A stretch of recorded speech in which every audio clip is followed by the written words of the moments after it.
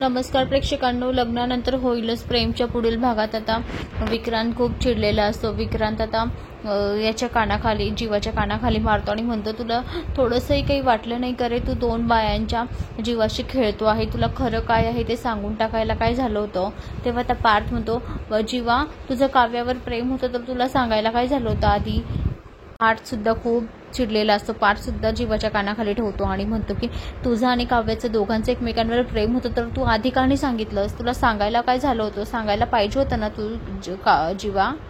मात्र आता काव्य शांतपणे बघत असते तर तिकडे नंदिनी सुद्धा खूप चिडलेली असते.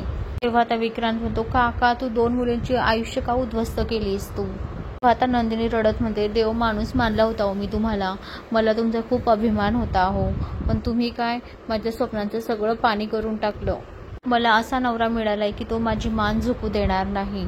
पण आता तुम्हाला नवरा म्हणायची सुद्धा मला लाज वाटते. आता काय करू मी? कोणाच्या तोंडाकडे बघू आता मी? तेव्हा आता जीवालाही खूप मोठा धक्का बसतो. तर आता काव्य सुद्धा रागात असते, त्याच्याकडे बघत असते. तर मंडळी, जीवाला काही सुचतच नसतं आता काय करावं काय नाही. तो आता पुढे काय पाऊल उचलेल ते आपल्याला पुढील भागात पाहायला मिळेल. तर मंडळी, अशाच मालिकेच्या नवनवीन अपडेटसाठी चॅनलला लाईक आणि सबस्क्राईब करा, शेअर करायला विसरू नका. धन्यवाद.